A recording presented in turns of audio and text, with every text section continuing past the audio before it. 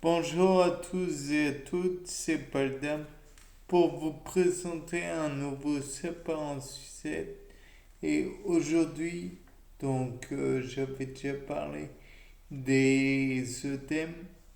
Je voudrais vous montrer ce qu'est un œdème, les expériences, enfin bref. Vous savez, et je me disais que peut-être on pourrait essayer d'en causer malheureusement à des animaux, mais aussi à des êtres humains. Homo sapiens, c'est un animal tout de même. Pourquoi serait-il épargné?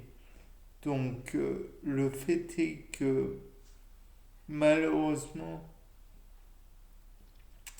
un œdème dû à une entorse ou que sais-je encore, euh, peut être produit de diverses façons. Mais il est à envisager la possibilité qu'on puisse en faire à un animal sans que celui-ci ne soit véritablement gêné, enfin blessé.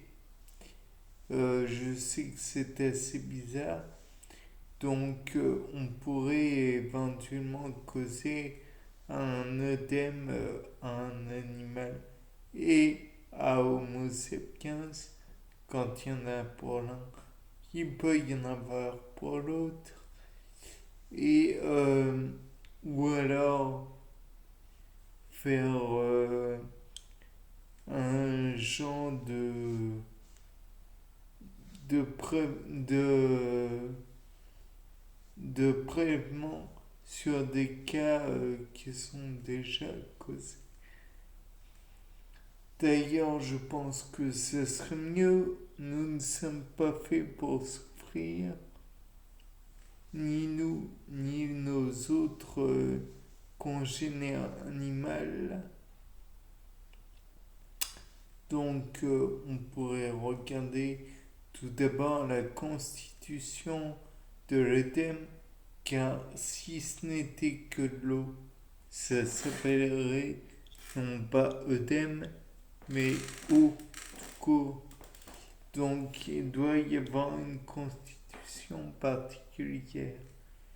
Et pour ça, on pourrait donc tout d'abord faire de la chromatographie sur colonne.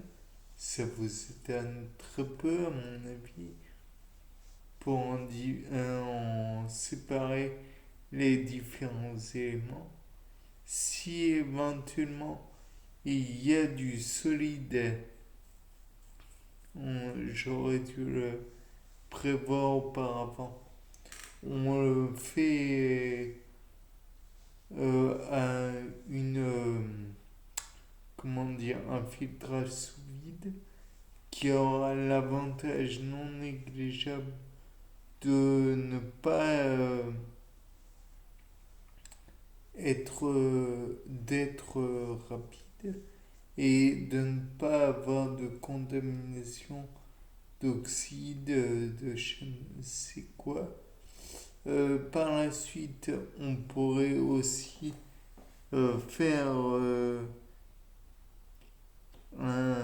comment dire, avec ces éléments solides éventuellement qui seraient filtrés, on pourrait essayer un bancofleur, en mettre sur le bancofleur et éventuellement déterminer ce que c'est. Par la suite, on pourrait, si vraiment ça ne donne pas beaucoup d'indications, on pourrait aussi faire une, comment dire, pas une filtration sur gel, mais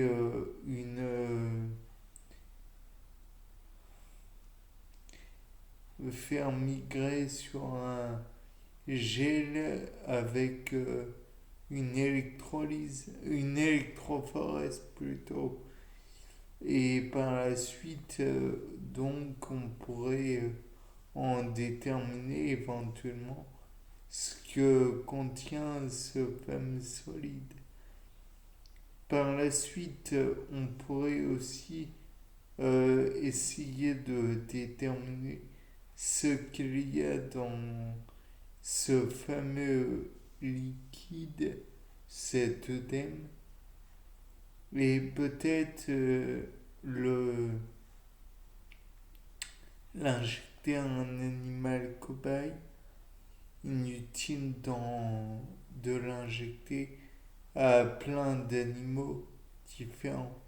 Peut-être qu'un seul déjà qui souffre suffira à donner une première piste que l'on pourrait confirmer avec d'autres animaux, même si l'expérimentation animale, je vous le rappelle à chaque fois, je n'aime pas ça.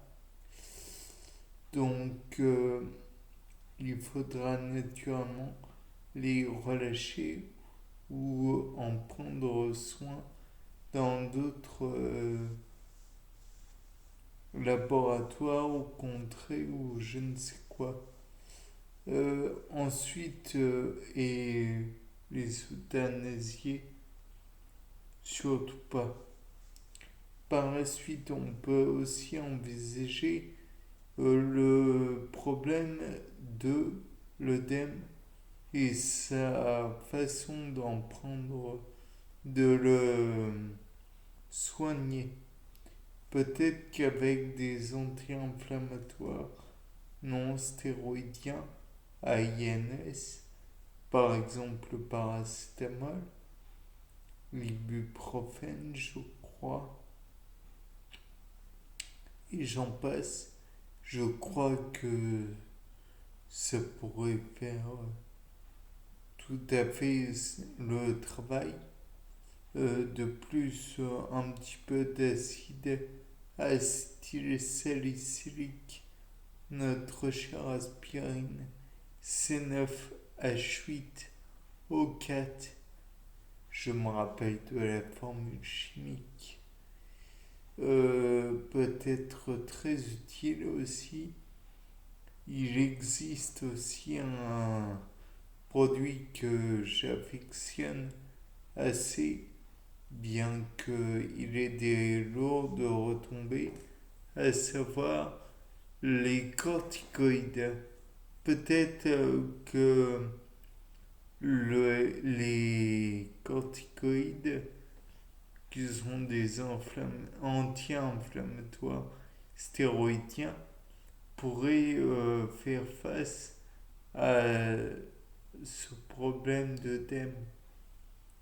Enfin, on pourrait peut-être, encore une fois, pauvre de nous, chercher à voir ce qui fait que l'anti-inflammatoire non stéroïdien ou l'anti-inflammatoire stéroïdien aussi peuvent agir sur l'œdème et montrer en fait qu'est-ce qui fait l'inflammation, qu'est-ce qui cause l'entorse, le gonflement, la chaleur et j'en passe. Peut-être est-ce une raison toute simple, mais on peut très bien voir quels sont les effets de ceci. Bien, je pense aussi que l'on pourrait essayer de voir quels sont les effets sur des bactéries. Streptococcus aureus pourrait être très bien le sujet d'expérimentation. Bien, c'était Paul Dame pour un nouveau sapin en suicide. Au revoir.